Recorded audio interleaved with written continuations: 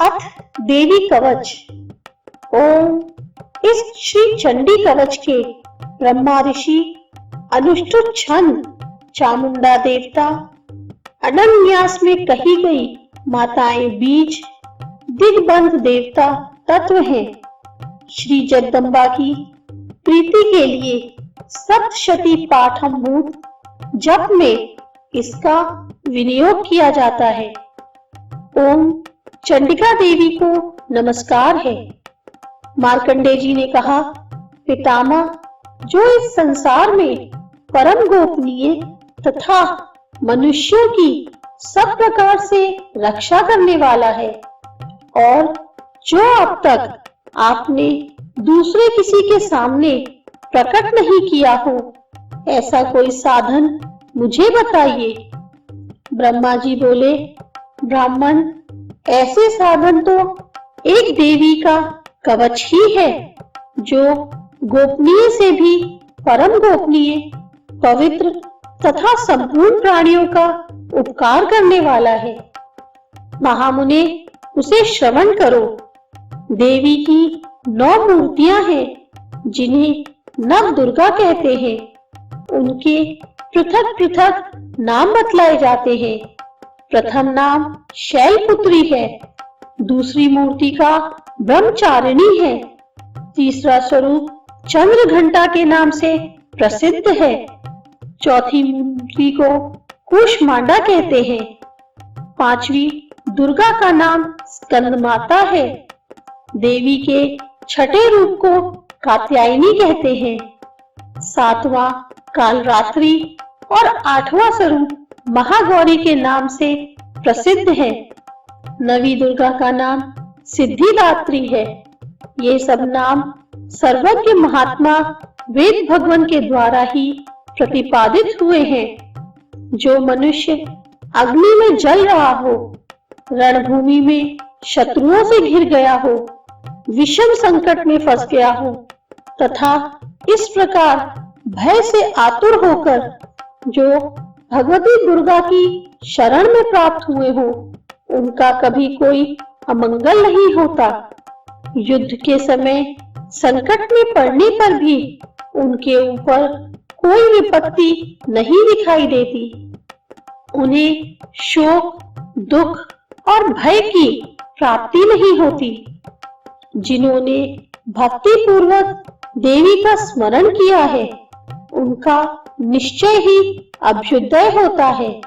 देवेश्वरी, जो तुम्हारा चिंतन करते हैं, तुम उनकी निसंदेह रक्षा करती हो। चामुंडा देवी प्रेत पर आरूढ़ होती हैं, वाराही भैंसे पर सवार करती हैं, ऐन्द्री का वाहन ऐरावत हाथी है, वैष्णवी देवी गरुड़ पर ही आसन जमाती हैं, माहेश्वरी वृषभ पर आरूढ़ होती हैं, कौमारी का वाहन मयूर है, भगवान विष्णु की प्रियतमा लक्ष्मी देवी कमल के आसन पर विराजमान है और हाथों में कमल धारण किए हुए हैं। वृषभ पर आरूढ़ ईश्वरी देवी ने श्वेत रूप धारण कर रखा है। ब्राह्मी देवी हंस पर बैठी हुई है और सब प्रकार के आभूषणों से वशीभूत हैं। इस प्रकार ये सभी माताएं सब प्रकार की योग शक्तियों से संपन्न हैं। इनके सिवा और भी बहुत सी देवियां हैं, जो अनेक प्रकार के आभूषणों की शोभा से युक्त तथा नाना प्रकार के रत्नों से सुशोभित हैं। ये संपूर्ण देवियां क्रोध में भरी हुई हैं और भक्तों की रक्षा के लिए रथ पर बैठी दिखाई देती है।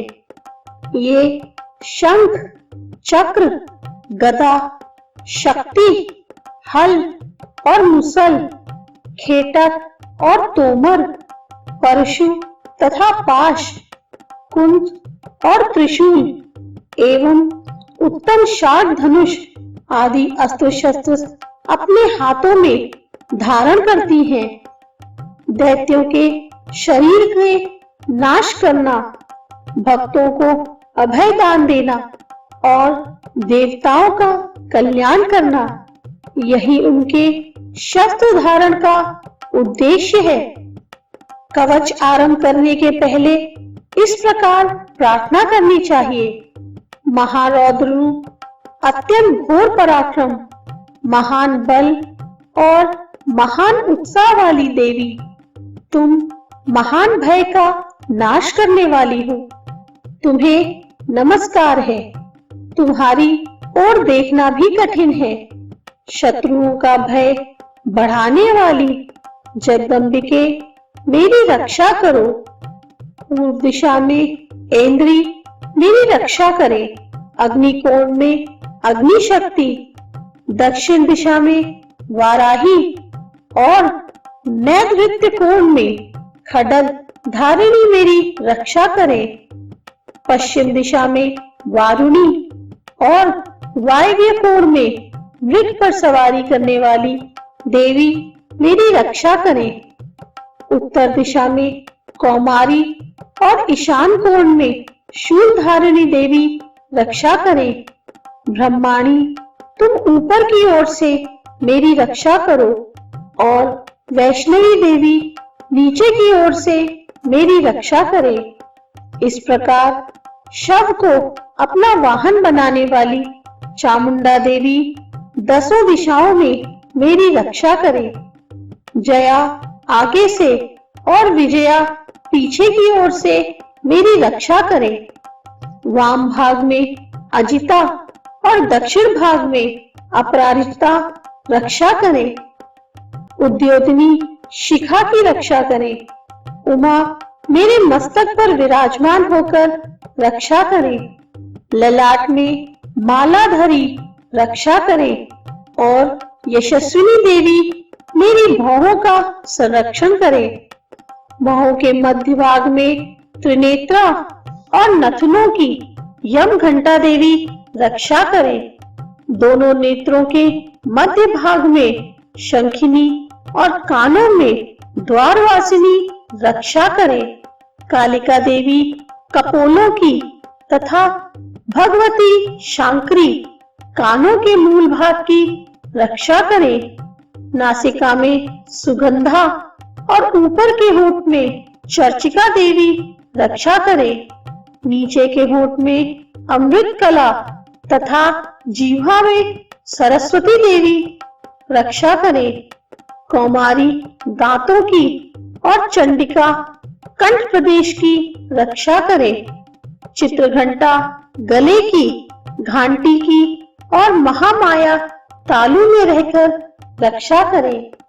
कामाक्षी थोड़ी की और सर्वमंगला मेरी वाणी की रक्षा करे। भद्रकाली ग्रीवा में और धनुर्धरी पृष्ठवंश में मेरी रक्षा करे। कंठ के बाहरी भाग में नीलग्रीवा और कंठ की नली में नलकूबरी रक्षा करे। दोनों कंधों में खड्गनी और मेरी दोनों भुजाओं की वज्रधारिणी रक्षा करे।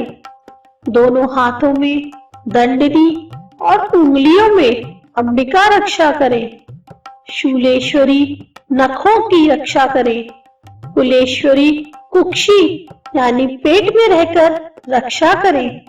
महादेवी दोनों स्तनों की और शोक विनाशिनी देवी मन की रक्षा करे। ललिता देवी हृदय में और शूल धारिणी उदर में रहकर रक्षा करे। नाभि में कामिनी और गुह भाग्य में गुहेश्वरी रक्षा करे।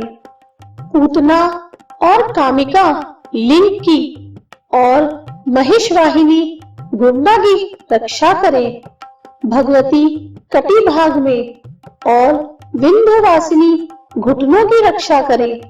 संपूर्ण कामनाओं को देने वाली महाबला देवी दोनों पिंडलियों की रक्षा करे। नारसिंगी दोनों घुट्टियों की और तेजसी देवी दोनों चरणों के पृष्ठ भाग की रक्षा करे।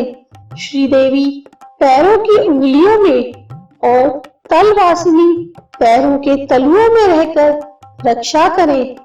अपनी दाढ़ों के कारण भयंकर दिखाई देने वाली दृष्टा कराली देवी नखों की और ऊर्ध्वकेशिनी देवी केशों की रक्षा करे। रोमावलियों के छिद्रों में कौबेरी और त्वचा की वागीश्वरी देवी रक्षा करे।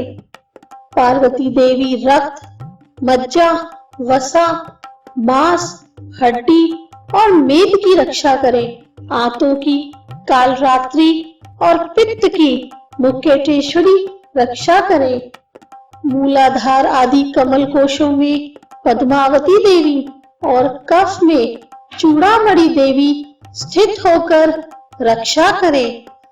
नख के तेज की ज्वालामुखी रक्षा करे, जिसका किसी भी अस्त्र से भेदन नहीं हो सकता। वह अभेद्या देवी शरीर की समस्त संधियों में रहकर रक्षा करे। ब्रह्माणी, आप मेरे वीर्य की रक्षा करें। छत्रेश्वरी छाया की तथा धर्मधारिणी देवी मेरे अहंकार, मन और बुद्धि की रक्षा करे। हाथ में वज्र धारण करने वाली वज्रहस्ता देवी मेरे प्राण, अपान, व्यान, उदान और समान वायु की रक्षा करे। कल्याण से शोभित होने वाली भगवती कल्याण शोभना मेरे प्राण की रक्षा करे। रस, रूप, गंध, शब्द और स्पर्श इन विषयों का अनुभव करते समय योगिनी देवी रक्षा करे तथा सत्व गुण, रजोगुण और तमोगुण की रक्षा सदा नारायणी देवी करे। वाराही आयु की रक्षा करे। वैष्णवी धर्म की रक्षा करे तथा चक्रिणी देवी यश, कीर्ति, लक्ष्मी, धन तथा विद्या की रक्षा करे। इंद्राणी, आप मेरे गोत्र की रक्षा करें। चंडिके, तुम मेरे पशुओं की रक्षा करो। महालक्ष्मी पुत्रों की रक्षा करे और भैरवी पत्नी की रक्षा करे। मेरे पथ की सुपथा तथा मार्ग की क्षेमकरी रक्षा करे। राजा के दरबार में महालक्ष्मी रक्षा करे तथा सब ओर व्याप्त रहने वाली विजया देवी भयों से मेरी रक्षा करे। देवी, जो स्थान कवच में नहीं कहा गया है अतः रक्षा से रहित है, वह सब तुम्हारे द्वारा सुरक्षित हो, क्योंकि तुम विजयशालिनी और पापनाशिनी हो। यदि अपने शरीर का भला चाहे तो मनुष्य बिना कवच के कहीं एक पग भी ना जाए। कवच का पाठ करके ही यात्रा करे। कवच के द्वारा सब ओर से सुरक्षित मनुष्य जहां जहां भी जाता है वहां वहां उसे धन लाभ होता है तथा संपूर्ण कामनाओं की सिद्धि करने वाली विजय की प्राप्ति होती है। वह जिस जिस अभीष्ट वस्तु का चिंतन करता है उसको निश्चय ही प्राप्त कर लेता है। वह मनुष्य इस पृथ्वी पर तुलना रहित महान ऐश्वर्य का भागी होता है। कवच से सुरक्षित मनुष्य निर्भय हो जाता है। युद्ध में उसकी पराजय नहीं होती तथा वह तीनों लोकों में पूजनीय होता है। देवी का यह कवच देवताओं के लिए भी दुर्लभ है। जो प्रतिदिन नियम पूर्वक तीनों संध्याओं के समय श्रद्धा के साथ इसका पाठ करता है उसे दैवी कला प्राप्त होती है और वह तीनों लोकों में कहीं भी पराजित नहीं होता। इतना ही नहीं, वह अपमृत्यु से रहित हो 100 से भी अधिक वर्षों तक जीवित रहता है। मकड़ी, चेचक और कोढ़ आदि उसकी संपूर्ण व्याधियां नष्ट हो जाती हैं। कनेर, भांग, अफीम, धतूरे आदि का स्थावर विष, सांप और बिच्छू आदि के काटने से चढ़ा हुआ जन्म विष तथा अहिफेन और तेल के संयोग आदि से बनने वाला कृत्रिम विष, ये सभी प्रकार के विष दूर हो जाते हैं, उनका कोई असर नहीं होता। इस पृथ्वी पर मारण मोहन आदि जितने आभिचारिक प्रयोग होते हैं तथा इस प्रकार के जितने मंत्र यंत्र होते हैं, वे सब इस कवच को हृदय में धारण कर लेने पर उस मनुष्य को देखते ही नष्ट हो जाते हैं।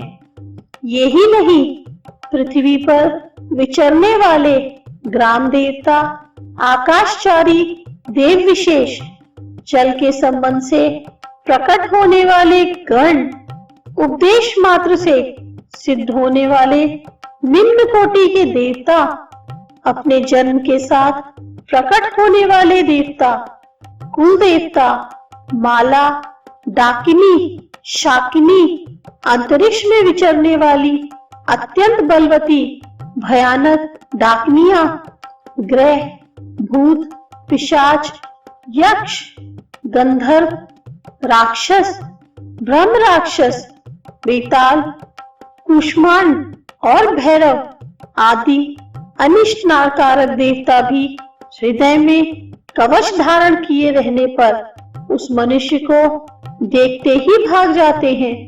कवचधारी पुरुष को राजा से सम्मान विधि प्राप्त होती है। यह कवच मनुष्य के तेज की वृद्धि करने वाला और उत्तम है। कवच का पाठ करने वाला पुरुष अपनी कीर्ति से विभूषित भूतल पर अपने सुयश के साथ साथ वृद्धि को प्राप्त होता है।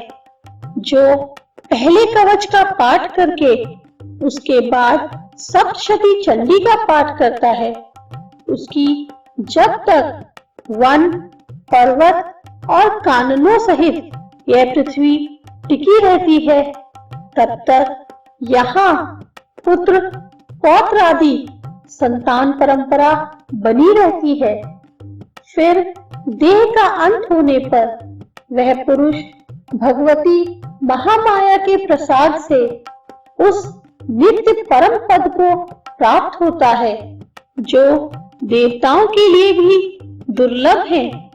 वह सुंदर दिव्य रूप धारण करता और कल्याण में शिव के साथ आनंद का भागी होता है।